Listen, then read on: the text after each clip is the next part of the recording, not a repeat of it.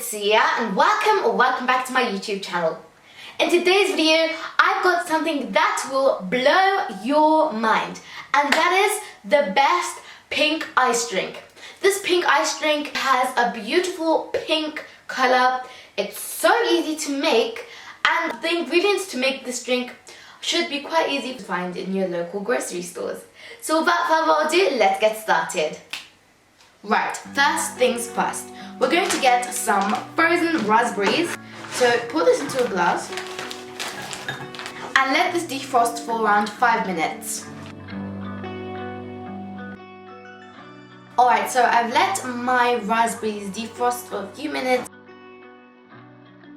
Here is the fun part, taking these ice cubes out of the ice cube tray. Right, so I put them in this glass now and I'm going to pour them in. So I'm going to use the whole tray, like that. That's going to make it super nice and cold. Next we're going to add some coconut water. Now this is going to give it a nice coconut tropical flavor. Let's just add a bit of that. So now that we've added our coconut water, we're going to add 2 more liquid ingredients. So I'm going to start off by adding a splash of apple juice.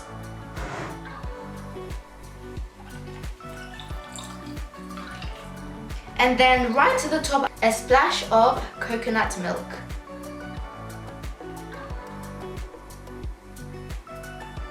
Did you see how easy that was? And now all you've got to do is give it a mix. Give it a proper mix because all our nice colors are going to be released. Look at that. Alright you guys, time to give this a taste.